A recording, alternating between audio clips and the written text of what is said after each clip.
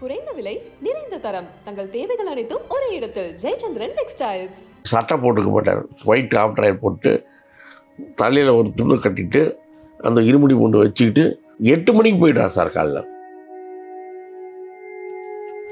நான் ரஜினி என்ன பண்ணுறாரு, இவர் குருசாமி வந்துட்டு அண்ணன் வராரு, வந்துட்டு இப்போ குருசாமி காலெல்லாம் அமுக்கி விட்றாரு. சாமி எவ்வளோ தூரம் கஷ்டப்பட்டு வந்திருக்கீங்க, நீங்கள் வேணாம் இப்போ காலை தொடாத, இன்னும் எனக்கு டைம் இருக்குது காலைல. கும்பளி வந்துட்டு கும்பளியிலேருந்து கீழே இறங்குனா இளையராஜா அவர் வந்து அவரோட இடம், அவங்க அம்மாவோட சமாதி அங்கே தான் இருக்குது அந்த இடத்துல, அவர் தோட்டம்.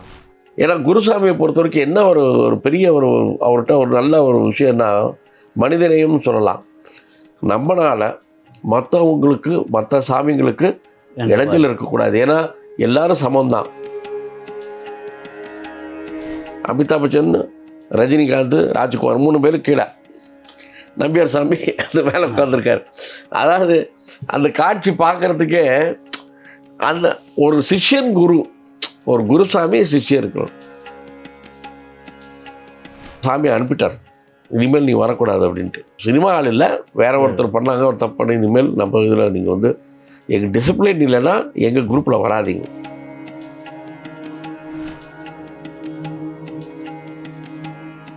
வாவ் நேயர்களுக்கு வணக்கம். தன்னுடைய சபரிமலை அனுபவங்களை தொடர்கிறார் நடிகர் KSG வெங்கடேஷ் அவர்கள். இப்போ நாங்கள் நைட்டு இப்போ புறப்படுறோம் பார்த்தீங்களா, காலைல 5 மணிக்கு திருச்சியில் காவிரிக்கு போயிடுவோம். காவிரியில் குளிச்சுட்டு அங்கே ஒரு அம்மா மண்டபம் இருக்காங்க. ஆமாம், அந்த அம்மா மண்டபத்தில் ஒரு பெரிய திருமண மண்டபம் இருக்குது. இது என்னென்னா, நாங்கள் 4 பஸ்ஸு பெரிய பஸ்ஸாக இருக்கிறனால இவர் அவங்க பிளான் பண்ணுறது அத்தனையுமே அந்த பஸ்ஸு கரெக்டாக நிற்கிறது போகிறது, டிராஃபிக் எந்த ப்ராப்ளம் வரக்கூடாது, அது மட்டும் திங்க். பிரபலங்கள் வர்றதால அந்த சிக்கல். அது மட்டும் இல்லை, பஸ்ஸு போய் ஒரு இடத்துல இறங்கிட்டு திருப்பி புறப்படணும் இல்லை. ஆமாம், 4 பஸ்ஸு ஒரு இடத்துல நிற்கணும் இல்லை. ஆமாம், அந்த மாதிரி இடம் தான் அவர் செலக்ட் பண்ணுவார். ஒரு காலேஜு இந்த மாதிரி இடங்கள் அவர் செலக்ட் பண்ணுற இடங்கள். அங்கே போனால் காலையில் அங்கே டிஃபன் அவங்க ரெடி பண்ணிடுவாங்க. அவங்க அங்கே வந்து காலையில் சாப்பிட்டுட்டு கரெக்டாக எங்களுக்கு எப்படின்னா மிலிட்ரி மாதிரி எங்கே ஹால்ட் போனால் காலைல 4:30 மணிக்கு புறப்படுவோம். நைட்டு ஜர்னி கிடையாது. 4:30 மணினா 4:25க்கு அவர் வண்டியில் ஃபர்ஸ்ட்டில் உட்காந்துருவார், பஸ்ஸில் ஃப்ரண்ட்டில் உட்காந்துருவோம், எல்லோரும் உட்காந்துருவோம், கரெக்டாக புறப்பட்டோம். ஸோ அந்த மாதிரி அப்போ திருச்சி போயிட்டு அதுக்கப்புறம் திருச்சியிலேருந்து தேனி போயிட்டு அதுக்கப்புறம் மற்ற கோயிலெலாம் போய்ட்டு அங்கே பீர்வேலில் போய் ஹால்ட் பண்ணிட்டு அதுக்கப்புறம் வருவோம். அந்த அழுதையில் வரோம் பார்த்தீங்களா, அந்த பீரியடில் ரஜினி வந்தார்ல உங்களுக்கு, ரஜினி எங்களோட வந்தார். அவர் பஸ்ஸில் வந்துட்டு நாங்கள் வந்துட்டு அழுதால ஹால்ட் பண்ணிட்டோம். பொதுவாகவே வந்து எங்கள் குருசாமி என்ன அவர் பிளான் பண்ணுவார்னா, நடக்கிறது எப்போவுமே நைட்டில் நடக்கணும் அப்படின்னு சொல்லிட்டு, பெரிய பாதையில் போகும்போது நைட்டில் நடக்கணும். காரணம் வந்து அந்த ஹைட்டு நமக்கு கண்ணுக்கு தெரியக்கூடாது. அவர் என்ன சொல்கிறார், நாங்கள் 140 பேர் இருக்கோம்ல, ஒருத்தர் காலை ஒருத்தர் பார்த்து போக, எல்லோரும் முன்னாடி அவங்க வந்து இன்ஸ்ட்ரக்ஷன் கரெக்டாக சொல்லிடுவாங்க. இது மாதிரி வந்து ஒரு தட்டு, ஒரு டம்ளரு, அதுக்கப்புறம் டார்ச் லைட்டு, அதுக்கு வேண்டிய பேட்ரி, அதுக்கப்புறம் ஆளுக்கு ஒரு ட்ரெஸ்ஸு, மாற்றுக்கு ட்ரெஸ்ஸு, துண்டு, இது ஒரு பையில் இதெல்லாம் இருக்கணும். அப்புறம் இருமுடிக்கு பெட்ஷீட்டு, இது எல்லாமே வந்து அவங்க எழுதி கொடுத்துருவாங்க. இதெல்லாம் வந்து கம்பல்சரியாக இருக்கணும். ப்ளஸ் வந்து டேப்லெட்ஸு, உங்களுக்கு வந்து ஒரு எமர்ஜென்சிக்கு டேப்லெட்ஸு, அது ஜுரத்துக்கு டேப்லெட்டு, காஃபுக்கும் இந்த மாதிரி வயிற்றுக்கு டேப்லெட்ஸ், இது மாதிரிலாம் எழுதி கொடுத்துருவாங்க. எல்லாமே கையில் இருக்கும். ஸோ அதனால் நைட்டு தான் புறப்படுறது. அப்போது பொதுவாக பார்த்திங்கன்னா நம்ம அழுதாவில் குளிச்சுட்டு நைட்டு 2 மணிக்கு புறப்பட்டோன்னா அது அழுதா ஏறி இறங்கணும். கரிமேலைன்றது வந்து ரொம்ப கஷ்டமானது, அது ஹைட்டு ஜாஸ்தி. அழுதா அப்படின்னா அழுதுகிட்டே என்னன்றால அந்த அளவுக்கு அது வந்து உங்களுக்கு கஷ்டமாக இருக்கும். அழுதா ஏறி இறங்கி கரிமலை ஏறி இறங்கி பம்பாவுக்கு வந்து சேரணும். பொதுவாக வந்து இந்த டைம் பார்த்திங்கன்னா நைட் 2 மணிக்கு புறப்பட்டோன்னு வச்சுக்கோங்க, மத்தியானம் அடுத்த நாள் மத்தியானம் 12-1 மணிக்கு தான் பம்பை வருவாங்க, ஓரளவுக்கு ஸ்பீடாக நடக்கிறவங்க. அப்போ VK ராமசாமி எங்களோட வந்துட்டு இருந்தார். மற்றவங்கெல்லாம் 3 மணி 4 மணி அப்படி வந்து சேருவாங்க. அங்கே சேர்ந்துட்டு பம்பாயில் வந்து அங்கே ஹால்ட் பண்ணி அங்கே சமையல்லாம் பண்ணிவிட்டு சாப்பிட்டு அப்புறம் இடத்துல அங்கேருந்து 3 hours தான் மேலே மலைக்கு போகிறது. அந்த தடவை ரஜினி வந்தார்ல, சட்டை போட்டுக்க மாட்டார், ஒயிட் ஆஃப்டர் போட்டு தலையில் ஒரு துண்டு கட்டிட்டு அந்த இருமுடி கொண்டு வச்சுக்கிட்டு 8 மணிக்கு போயிட்டார் சார் காலைல. அவ்வளோவே 2 மணிக்கு புறப்பட்டு கரிமலை அழுதா ஏறி இறங்கி கரிமலை ஏறி இறங்கி 8க்கெல்லாம் போயிட்டார். அங்கே அவ்வளோ ஃபாஸ்ட்டு, அது ஓடுறாரு. அப்படி ஒரு எனர்ஜி. அவருக்கு கூட வந்து சோமநாதன் ஒருத்தர் இருந்தார். அவர் ஒரு சாமி, அவரும் ஃபிலிம் சம்மந்தப்பட்டவர் தான். அவருக்கு தான் அவருக்கு ஜோடி. அவர் ஒரு கொம்பு ஒன்று வச்சுக்கிட்டு எல்லாரும் கையில் ஒரு கொம்பு இருக்கணும். இவர் கொம்புல ஆமாம் இவர் பாட ஒரு சின்ன குச்சி மாதிரி ஒரு டக்கு டக்கு டக்கு டக்கு டக்குன்னு போயிட்டார். அவர் போனவர் பார்த்தா கடைசியில் பார்த்தா நாங்கள் ஒரு குரூப்பு வந்து நாங்கள் இந்த சிபிஎஸ் குரூப்பு ஒரு 12 அங்கே போய் பார்த்தா அவர் 8 மணிக்கெலாம் அங்கே வந்துட்டாருன்றாங்க எல்லாம். அவர் உட்காந்து நல்லா ஜம்முன்னு உட்காந்துருக்காருங்க. நம்பியார் சாமி வந்து குருசாமியோட கூட வரணுன்றது. அவர் வந்து எப்படின்னா அந்த ஒரே ஸ்பேஸில் நடப்பார். அவர் கரெக்டாக அந்த நடக்கும்போது ஒரு ரொம்ப ஒரு ஸ்பீடு இருக்காது. அந்த மாதிரி தான் அவர் நடப்பார். அவரை ஃபாலோ பண்ணிட்டு போனாலே போதும் அவங்களுக்கு. அவர் வந்து ஒரு 2 மணிக்கு போய் சேர்றோம். நாங்கள் 2 குருசாமியோட போய் சேர்றோம். நான் ரஜினி என்ன பண்ணுறாரு, இவர் குருசாமி வந்துட்டு வராரு. வந்துட்டு இப்போ குருசாமி காலெல்லாம் அமுக்கி விட்றாரு. சாமி எவ்வளோ தூரம் கஷ்டப்பட்டு வந்திருக்கீங்க நீங்கள், வேணாம் இப்போ காலை தொடாத, இன்னும் எனக்கு டைம் இருக்குது காலெலாம் அமுத்துறதுக்கு. ஏன்னா நான் இன்னும் அது எனக்கு வந்து அந்த அளவுக்கு இல்லை, இன்னும் டைம் இருக்குது. அப்போது வந்து நீ அப்போ அமுத்தி விடலாம், இன்னொரு 10 வருஷம் நான் நல்லா போவேன் அப்படின்றாரு. ஸோ ஒரு ஜாலியாக இருந்தது.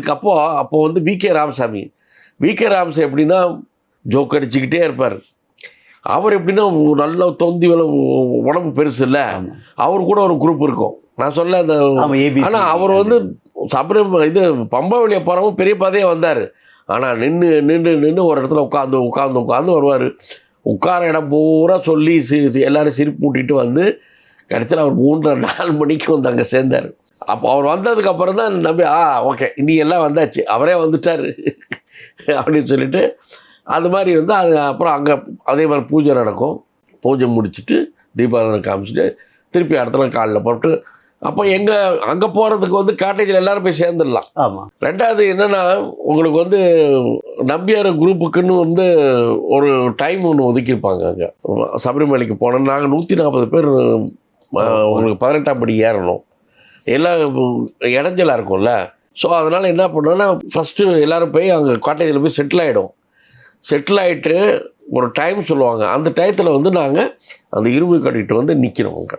அப்போ எங்கள் குரூப்பை ஒரே தடவை தான் வந்து, ஏன்னா குருசாமியை பொறுத்த வரைக்கும் என்ன ஒரு பெரிய அவர்கிட்ட ஒரு நல்ல ஒரு விஷயம்னா மனிதனையும் சொல்லலாம். நம்மளால் மற்றவங்களுக்கு மற்ற சாமிங்களுக்கு இடைஞ்சல் இருக்கக்கூடாது. ஏன்னா எல்லாரும் சமம்தான்.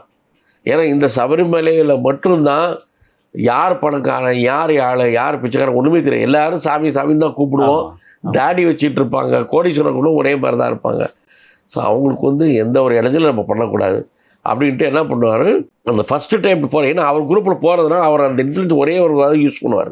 கரெக்டாக வந்து அந்த டைம் சொல்லிடுவாங்க. அந்த டயத்தில் நாங்கள் அசம்பிள் ஆகிடும். நாங்கள் போய் அங்கே யார் போய் சேர்ந்துட்டு இத்தனை மணிக்கு வந்து நீங்கள் இருமுடியோடு வந்துருக்கணும்னு ஃபஸ்ட்டு இருமுடியோடு வந்துட்டு அதுக்கப்புறம் தான் தேங்காய் பிரித்து கொடுக்குது. வந்து நின்னோடனே அவங்க போலீஸ்காரங்களாம் என்ன பண்ணுவோம், எங்கள் குரூப் மேலே போனோன்னா அந்த தரிசனம் ஃபஸ்ட்டு எங்களுக்கு கிடச்சிரும். அதுக்கப்புறம் எந்த இன்ஃப்ளூயன்ஸும் யூஸ் பண்ண மாட்டார். அந்த தரிசனம் முடிஞ்சதுக்கப்புறம் 2 நாள் அங்கே இருப்போம். நாங்கள் 2-3 நாள் கூட அங்கே இருப்போம். அந்த இருக்கிறப்போ அவங்கவுங்க இஷ்டம் போய் கூப்பிட்டு நீங்கள் போய் கூப்பிட்டு வரலாம். எத்தனை மணி நேரம் கூப்பிட்டு வாங்க. காலைல டிஃபன் இங்கே வந்து சாப்பிட்ருங்க, மத்தியானம் ரெடி பண்ணிடுவாங்க, சாயந்தரம் அதே மாதிரி பூஜை அங்கே இருக்கும். ஸோ அவங்கவுங்க இஷ்டம்.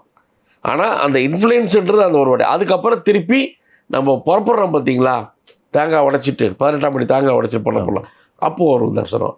ஆனால் இவர் வந்து அந்த ஃபஸ்ட்டு தரிசனம் பண்ணுறாருல, அந்த 2 தரிசனம் தர வேறு நடுவில் போகவே மாட்டார் நம்பியார் சாமி.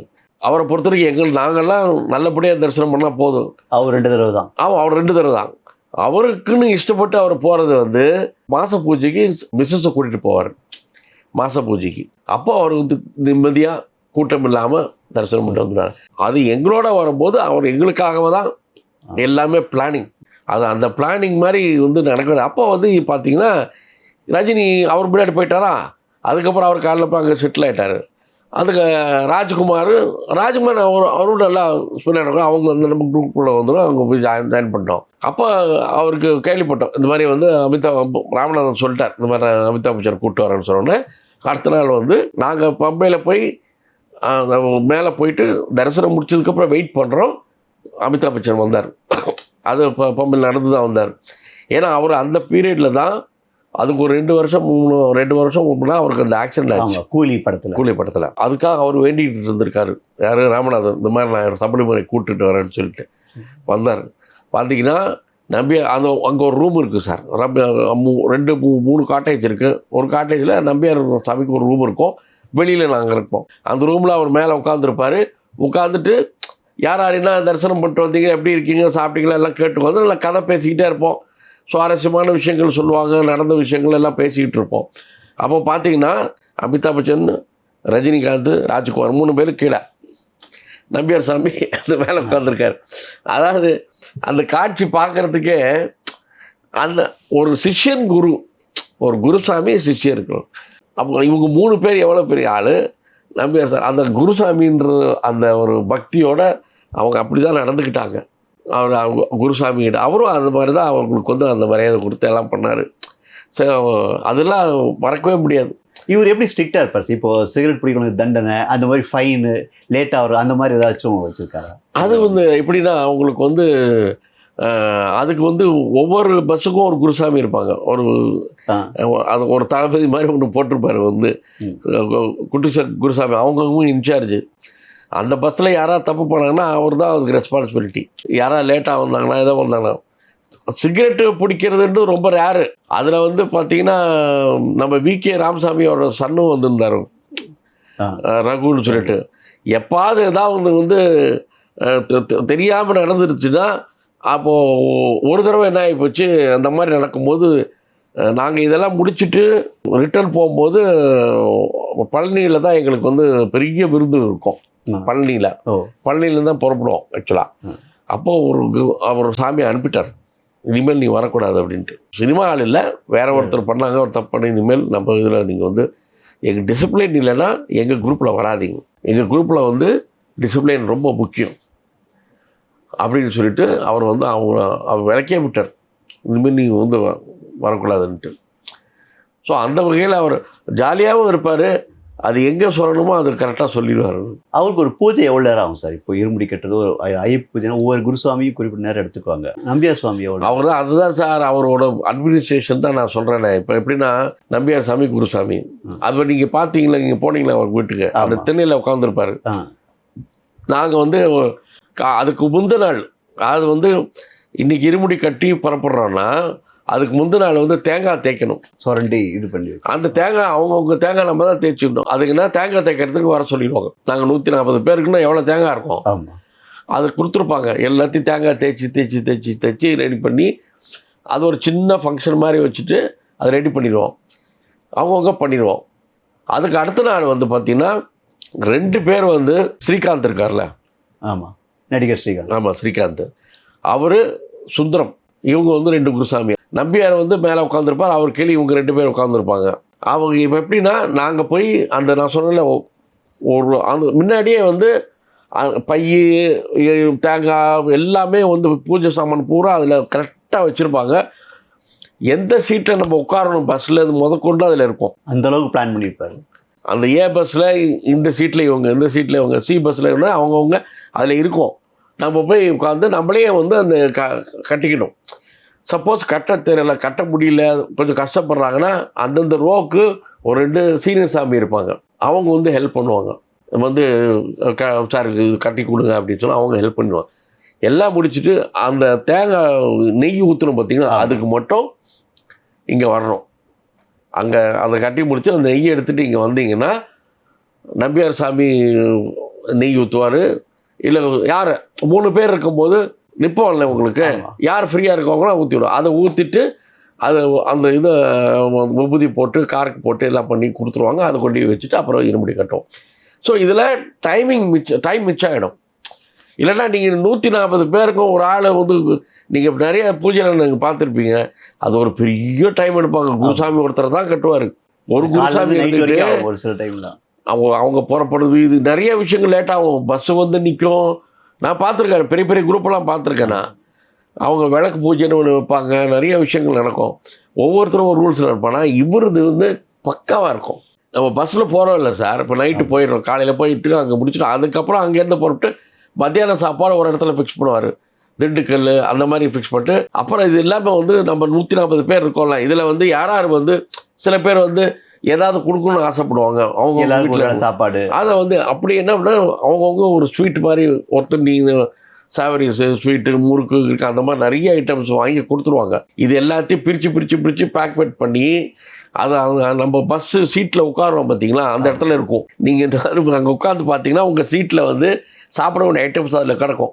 அதாவது ஸ்நாக்ஸ் நம்ம எதுவும் கேட்க வேண்டியது இல்லை, அது இருக்கும் அங்கே. அதுக்கப்புறம் சார் நம்ம பஸ்ஸில் போகும்போது உங்களுக்கு திடீர்னு வந்து யூரின் போகணும்னு உங்களுக்கு தோணும்ல, நீங்கள் நினைப்பீங்க கரெக்டாக அங்கே பஸ் நிற்கும் சார். அந்த அளவுக்கு ஒரு திங்க் பண்ணி வச்சுருப்பார் சார். ஒரு சாமிக்கு இவ்வளோ பேர் வராங்க, இந்த சாமிங்க வந்து இவ்வளோ நேரம் போனாங்க, இவ்வளோ நேரம் போகும்போது எங்கே ஒரு இடத்துல அவங்களுக்கு வந்து யூரின் போகணுன்னு தோணும். ஸோ கரெக்டாக அதுக்கு ஒரு பிளேஸ் பிளான் பண்ணி அங்கே பிடிச்சிட்டு அங்கேருந்து புறப்படுவோம். அப்போ அந்த இடத்துல வந்து ஃபோட்டோ கிட்ட எடுக்கிறதா எடுத்துக்கலாம், அது ஒரு இடங்கள்னு பார்த்தா எடுத்துக்கலாம், அந்த மாதிரி பிளான் பண்ணுவார். அதே மாதிரி சாப்பாடு டைமிங் தான், இந்த டயத்துக்குள்ளே எல்லாம் சாப்பிட்டு முடிச்சிடணும். ஆனால் எல்லாமே விருந்து தான். மொத்தம் 7 நாள் 8 நாள் வரும். போயிட்டு வரும்போது உடம்பு தான் ஏறிடும். அந்த அளவுக்கு ஊட்டச்சத்துள்ள சாப்பாடு. ப்ளஸ் இந்த சமையல்காரங்க கூட வராங்க பார்த்தீங்களா, அவங்க என்ன பண்ணுவாங்க, ஏன்னா இந்த போகிற ஊரில் எல்லாருமே வந்து உங்களுக்கு வந்து நம்ம சமையல் இருக்காது, எல்லாமே அங்கங்கே ஆளுங்க. இப்போ நம்ம ரிலேஷன் யாராக இருந்தால் அவங்க மூலிமா. இப்போ ஒரு சோமநாதன் சொன்னால் அவர் திண்டுக்கல்லில் வந்து அவர் காலேஜ் சொந்தக்காரங்க காலேஜ் வச்சுருக்காங்க, அந்த காலேஜில் சொல்லிடுவார். அவங்க காலேஜ்லேயே வந்து நமக்கு வந்து பஸ்ஸெல்லாம் நிற்க வச்சு அவங்க சாப்பாடு போட்டுருவாங்க. அதே மாதிரி பழனி சொன்னோம் பார்த்தீங்கன்னா வந்து பழனியில் இருக்கணும் கோயம்புத்தூர் மில் ஓனர்ஸ் வந்து அங்கே அரேஞ்ச் பண்ணியிருப்பாங்க. ஸோ இந்த கூட வராங்க பார்த்தீங்கன்னா, இது எங்கே வராங்கன்னா இவங்க வந்து தென்காசியில் ஜாயின் பண்ணி தென்காசி குரூப் ஒன்று இருக்குது.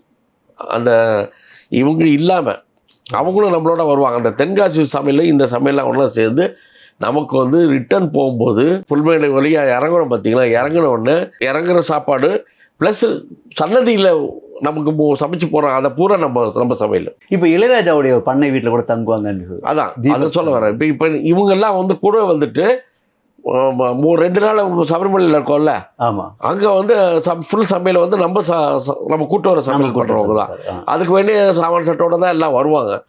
ப்ளஸ்ஸு போலீஸ்காரங்களாம் வந்து அங்கே சாப்பிட்டு போவாங்க. அங்கே நிறைய போலீஸ்காரங்க இருக்காங்களே, அத்தனை பேர் நம்பியாரோட விரியில் வந்து சாப்பிடணுன்னா அவங்களுக்கு ரொம்ப இஷ்டம். காலைல டிஃபனு எல்லாருக்கும் சாப்பாடு போடுவாங்க. அதை முடிச்சுட்டு நாங்கள் வந்து அதே மாதிரி தான் நைட்டு புறப்படுவோம். வரும்போது அங்கங்கே வந்துட்டு நாங்கள் வந்துடுறோம், அது பிரச்சனை இல்லை. போகும்போது திருப்பி இவ்வளோ பேர் ஒன்றா நின்று போகணும் பார்த்தீங்களா, அப்போது வந்து இடைஞ்சலாக இருக்கணும்னா நைட்டு 1:30 மணிக்கு அந்த நம்பியார் விரியில் வந்து கரெக்டாக 1:30 மணியில் எல்லாம் நிற்கணும். நின்று அப்படியே மேலே ஏறுவோம். அந்த புல்மேடு சொன்னோம் பார்த்தீங்களா, அது கரெக்டாக வந்து 1:30-2 மணிக்கு ஏறணும். காலையில் 5-5:30 மணிக்கு அங்கே புல்மேடு போயிடுவோம்.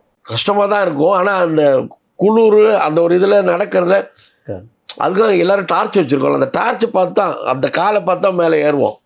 நம்மளுக்கு ஏறுறது தெரியாது, அது எப்படியோ கஷ்டப்பட்டு மேலே ஏறிட்டு பார்த்தா ஆனால் ஒரு சுகம் வரும் பாருங்க. அந்த மேலே வந்து 5:30 மணிக்கு 6 மணிக்கு ஒரு காற்றடி பார்க்கும்போது ஐயோ கண்கொள்ளா காட்சி. எங்களுக்கு அப்படியே ஒரு சுகமாக இருக்கும் அந்த இடத்துல. அப்படி ஒரு 5:30 மணிக்கு நாங்கள் அங்கே பார்த்துட்டு அதுக்கப்புறம் அங்கேருந்து தூரத்தில் பார்த்திங்கன்னா கோழிக்கான அந்த இடம் தெரியும்.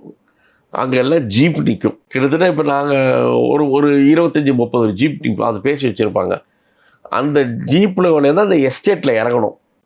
அது வந்து ஒரு 4-5 கிலோமீட்டர் இறங்கி அதுக்கப்புறம் வந்து கும்பளி வந்துட்டு கும்பளிலேருந்து கீழே இறங்கினா இளையராஜா அவர் வந்து அவரோட இடம், அவங்க அம்மாவோட சமாதி அங்கே தான் இருக்குது. அந்த இடத்துல அவர் தோட்டம்.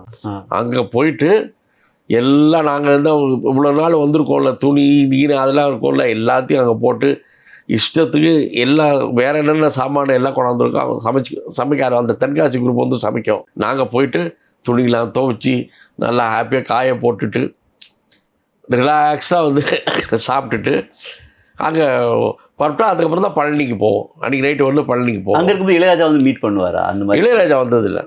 இளையராஜா இடம் மட்டும் அவர் இடம் கொடுத்துருவார். அவர் இடம் கொடுத்து எப்போவுமே அங்கே அது என்னென்னா அவர் அது உள்ள நல்ல சாப்பிட்றதுக்கு இடம் இருக்கும். அருவி ரிவர் வந்து உள்ளே போவோம். அவரோட பங்களாக்குள்ளேயே அந்த தோட்டத்துக்குள்ளேயே ரிவர் ஃப்ளோ இருக்கும். ஸோ நம்ம காய போட்டு ப்ரைவசி. அது ரெண்டாவது அங்கே பார்த்தீங்கன்னா அவரோட இடத்துல இருந்து பார்த்தீங்கன்னா ஒரு பிரிட்ஜும் இருக்கும். அந்த பிரிட்ஜுக்கு சைடில் ஒரு பெரிய ஃபால்ஸ் மாதிரி இருக்கும். அந்த ஃபால்ஸில் நல்லா ஃப்ளோவில் வரும், ரொம்ப அருமையாக இருக்கும் அங்கே. ஸோ அங்கே தான் யார் யாருக்கு ஃபோட்டோ எடுக்கணும் எல்லாம் எடுத்து முடிச்சுட்டு ஒவ்வொரு தடவையும் அது வந்து பர்மனெண்ட்டாக நம்பியார் சாமிக்கு ரிட்டர்ன் வரும்போது இந்த குரூப்புக்கு அவர் கொடுத்துருந்தது. அந்த மாதிரி நீங்கள் ஃபோட்டோகிராஃபராக வந்திருக்கீங்க இல்லையா, ட்ரூப்புக்கு பல ஃபோட்டோஸ் நீங்கள் எடுத்திருக்கீங்க. நான் வந்து கேமராமேனாக இருந்ததுனால நான் அந்த பீரியடில் வந்து நான் எனக்கு அந்த கேமரா அப்போ வாங்கினேன் புதுசாக. அப்போ அது அப்போ என்ன சொல்லிட்டாங்க, நீங்கள் ஃபுல்லாக எடுங்கன்ட்டாங்க.